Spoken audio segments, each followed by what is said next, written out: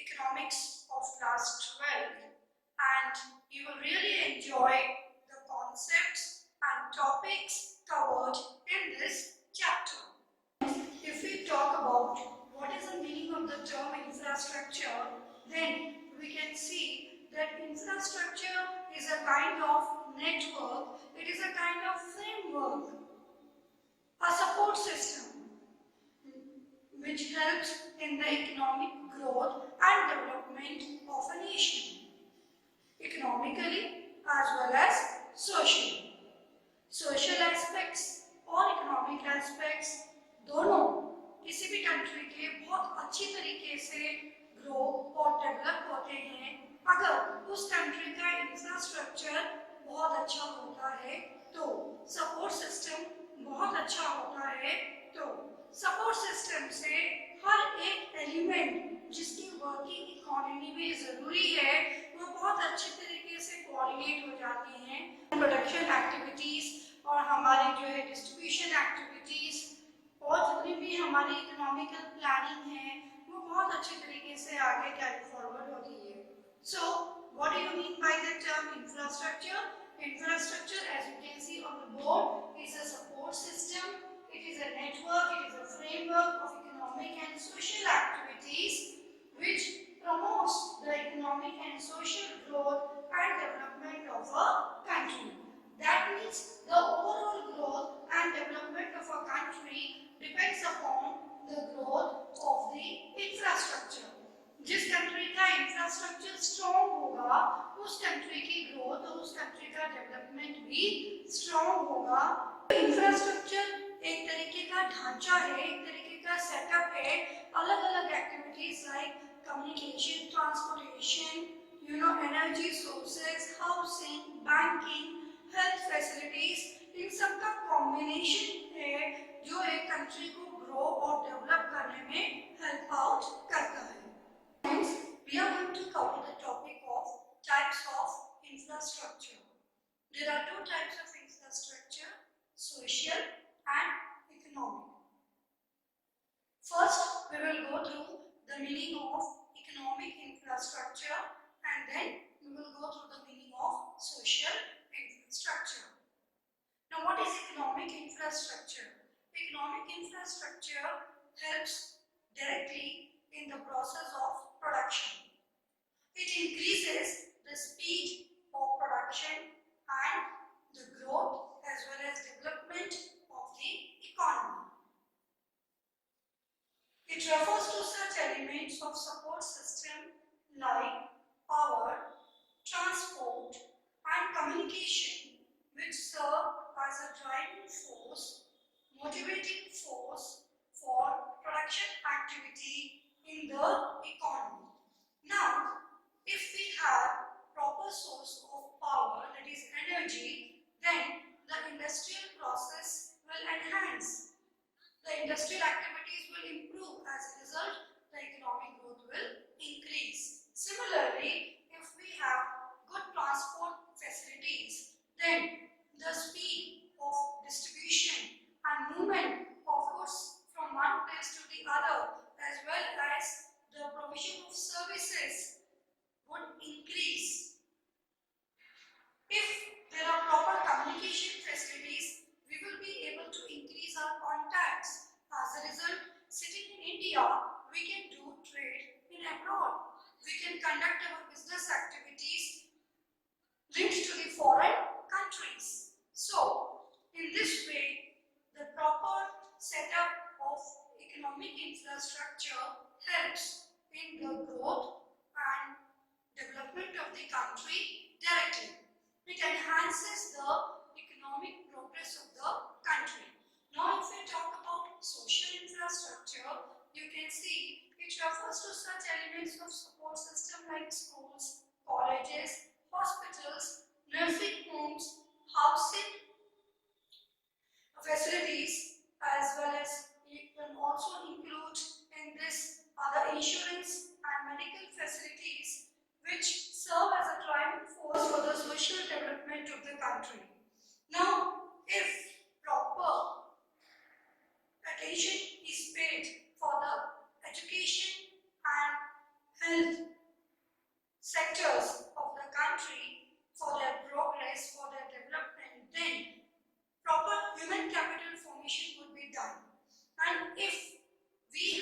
good human capital, then this source of human capital will help in the production process and indirectly help in the growth and development of the country by doing efficient work, by being healthy, and by creating a positive environment everywhere.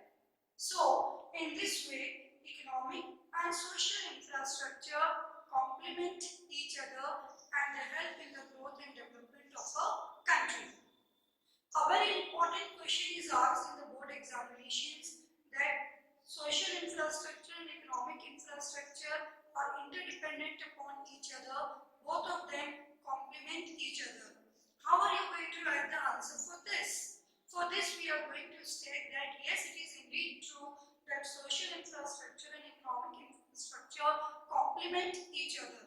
The reason is, suppose we have proper energy sources, we have proper sources of power, transport, communication, okay, distribution, but the person who is supposed to do this work is not well, he is not properly educated, he is not properly aware of what's going around him, then he will not be able to make the proper use and get the proper benefit of the economic facilities.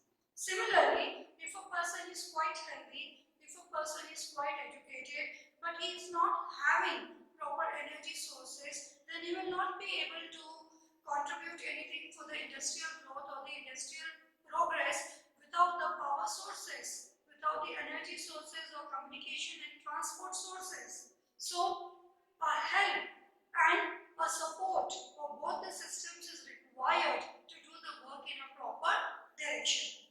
These are two wheels of the same cart with the help of which the economy of a country moves forward.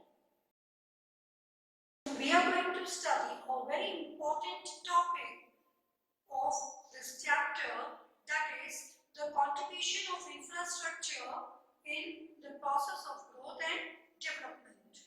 Here we will go through this topic through different headings. One by one we are going to study all the headings and go into their detailed explanation. Let's have a look at the first heading कि infrastructure की क्या importance है, क्यों किसी country में बहुत ही sound and efficient infrastructure होना चाहिए. Let's have a look.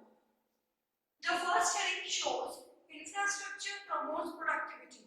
यानी कि जिस कंट्री का इंफ्रास्ट्रक्चर अच्छा होगा, that country will grow and it will develop more. Because infrastructure will increase the productivity in primary sector as well as secondary sector and tertiary sector. Let's go through them one by one. Primary sector is all about agricultural activities. You all know that today a farmer does not have to depend a lot on the climatic conditions or upon the rainfall. He is able to manage his agricultural production with the help of artificial means of irrigation as well as other scientific methods of agricultural production. Now just imagine if there wouldn't have been permanent sources of irrigation like tube wells etc. in the fields, then a farmer would have had to continuously depend upon the rainfall. अगर बारिश नहीं होती तो वो अपने seeds को सो ही नहीं कर पाता. अब वो अपने सीड्स को इसीलिए सो कर पा रहा है बिना चिंता के, क्योंकि उसको पता है कि उसकी फील्ड में उसके पास परमानेंट सोर्स ऑफ इरिगेशन है. Maximum farmers are able to avail this benefit, and because of this they are getting better output and better yield. In secondary sector, if we talk about this aspect, then just imagine an industry working without the use of coal, without the use of petroleum and other energy sources like natural gas. Our country wouldn't have been able to witness industrial growth in the absence of these sources of energy. Okay, only solar energy, wind energy, or tidal energy cannot help in the growth and the development of a country at such a fast pace. So, in the secondary sector also, infrastructural facilities and sources of energy play a very important role. If we talk about the tertiary sector is a sector which provides support services for the growth of primary and secondary sector. Now, for example, tourism is a very important aspect of tertiary sector.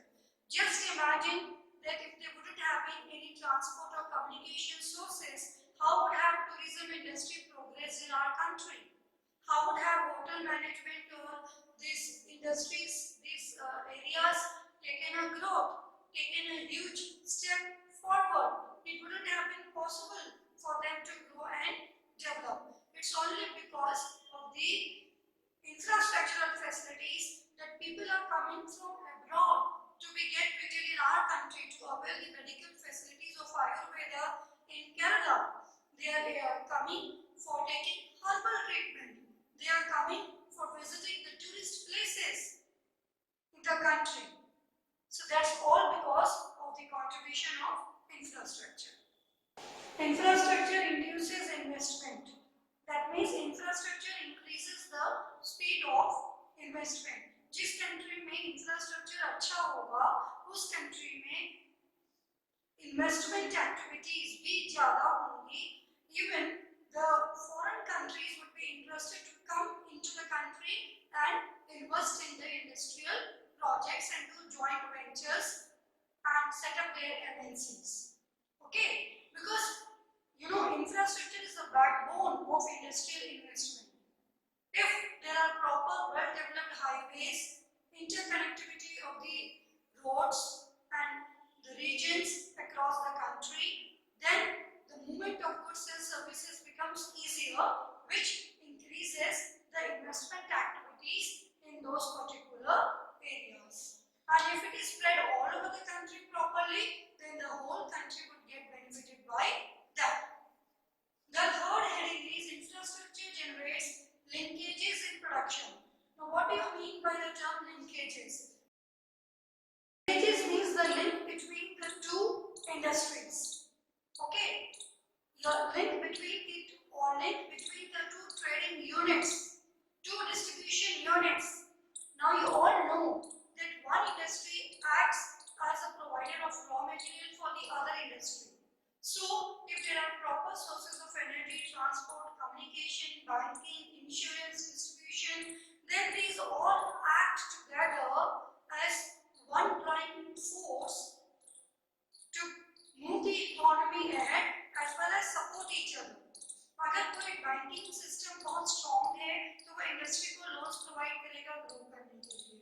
Insurance sector strong है तो वो industry को support देगा losses beer करने के लिए.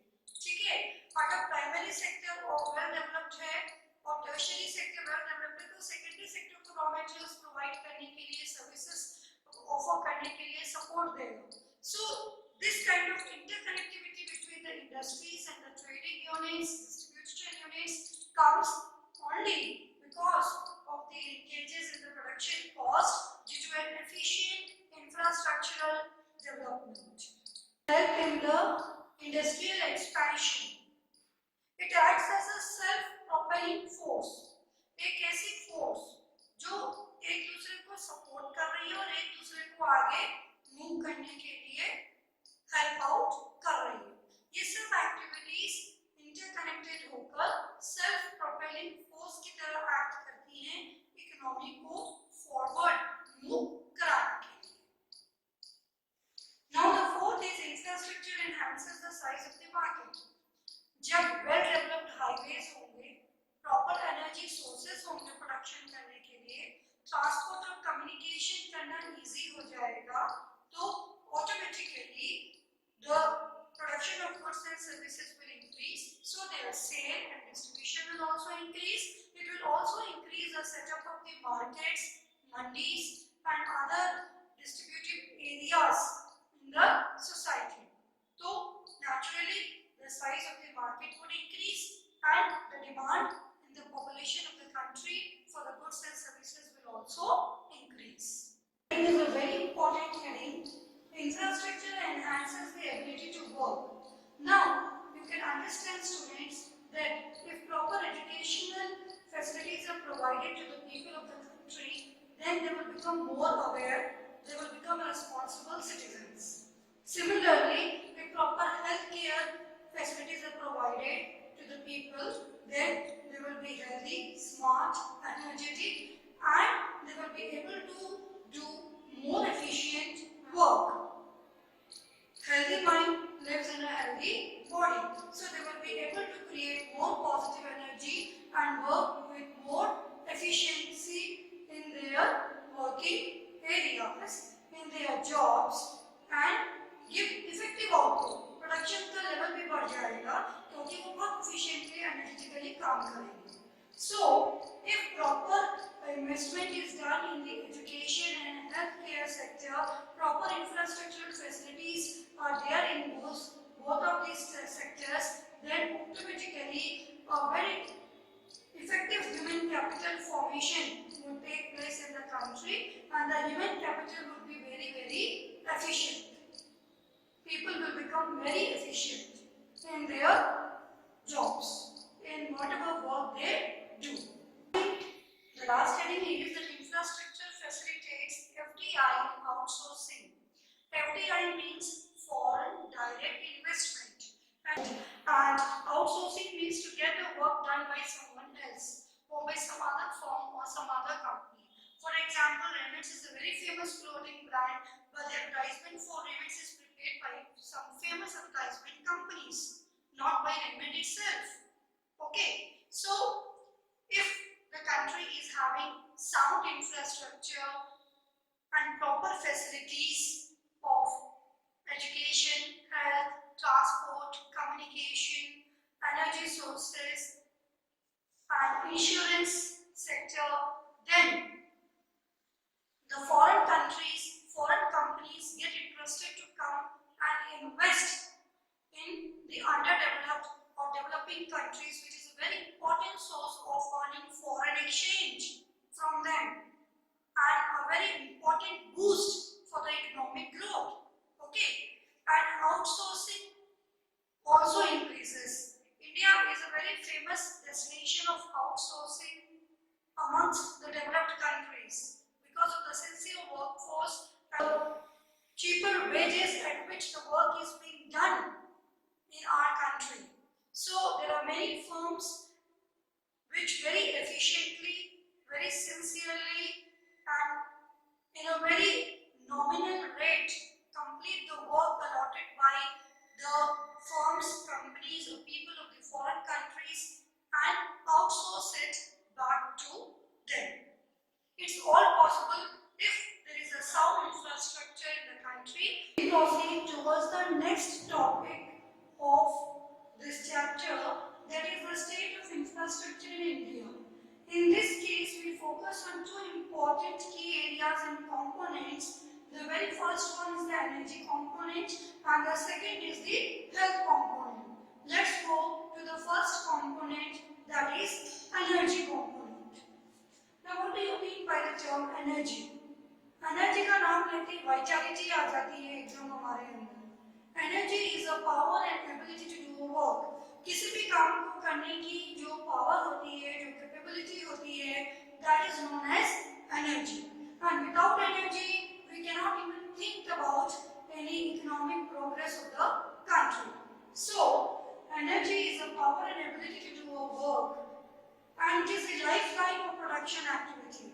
Production के लिए अगर कुछ चाहिए तो एनर्जी है. एनर्जी प्रोडक्शन के लिए लाइफलाइन की तरह काम करती है. Now, energy is required in all the three sectors: primary, secondary, as well as tertiary sector. In primary sector, energy is required to operate tubewells and tractors. In secondary sector, it is required in furnaces and in machines for the mechanical work in the industries. In the tertiary sector, it is used to offer services, and because today everything is based upon online work and technological inputs. So a lot of computer work has to be done, and that all needs major sources of energy. Without energy, it will not be possible to carry on the work speedily and efficiently. There are two sources of energy: commercial sources of energy and non-commercial sources of energy.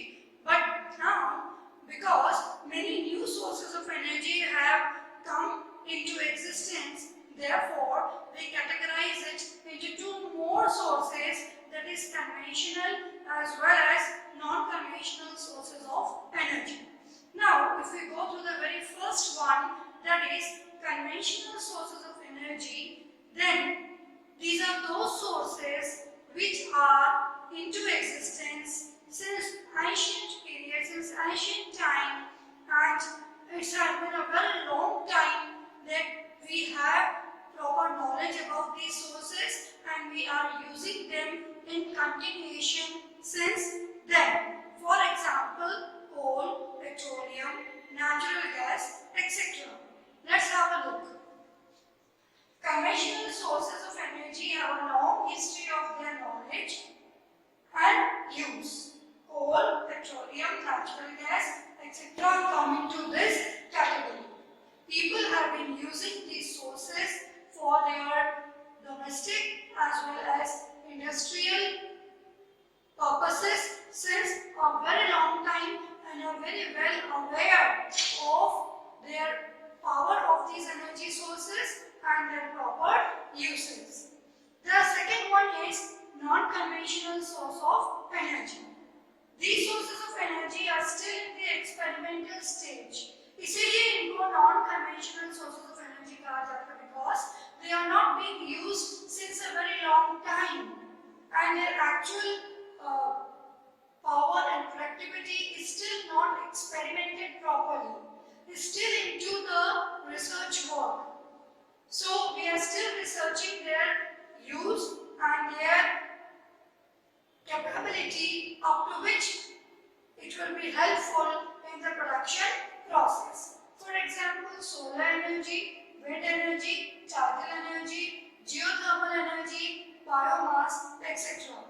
अब आप कहेंगे solar energy और wind energy तो बहुत time से utilise कर रही है, yes of course, but not up to that extent up to which it is expected of being used in the present scenario.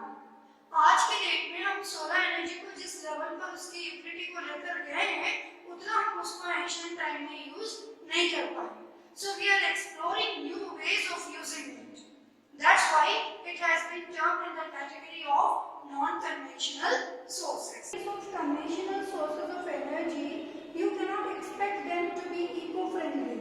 Coal, petroleum, natural gas आप use करेंगे तो LPG तो फिर भी काफी हद तक पोल्यूशन मिनिमाइज कर देती है, but coal and petroleum they definitely will give rise to the environmental and pollution issues. But non-conventional sources of energy are preferred more in comparison today because they are eco-friendly in nature. Non-conventional sources उतने eco-friendly नहीं हैं जितने आपके non-conventional sources हैं. तो अगर आप इन दोनों में differentiate करेंगे तो the very first difference would be on the basis of meaning, second difference would be on the basis of their examples, and third difference would be on the basis of their eco-friendly nature. The fourth difference can be on the basis of their origin. It is since ancient times, since a very long time period, and these sources are not explored since a long time. Third, as I told you, is commercial source of energy, which is especially used for the industrial and commercial purposes. Commercial sources of energy command a price. इनकी कीमत होती है market में, चाहे वो domestic market हो चाहे वो इंटरनेशनल मार्केट हो. We cannot get these sources of energy free of cost. We have to pay the price to get and purchase these sources of energy. They command a price in the domestic and international markets. For example, coal, petroleum, natural gas and electricity.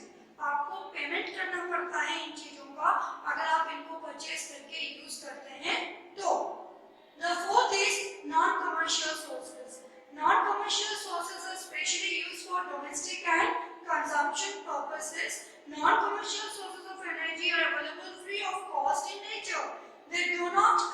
Any price.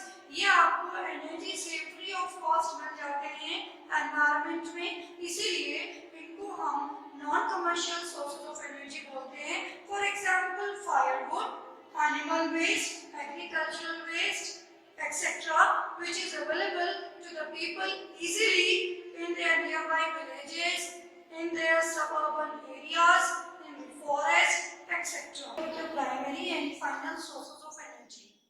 ये दोनों sources आपके conventional, non-conventional, commercial and non-commercial sources में से included हैं, but still we should know the basic difference between these two major sources of energy. Let's go to the first main difference. Primary sources of energy are available as free gift of nature, but secondary, that is final sources of energy, are not available as free gift of nature. They are obtained by converting proper inputs into the final output. इसीलिए they command a price and we have to pay a price to purchase these sources of energy. For example, primary sources are coal, lignite, gas and petroleum. But in case of final sources, electricity is obtained by using coal. Coal input है, उस input को use करके हम electricity produce करते हैं, तब electricity as a final output निकल कर आती है.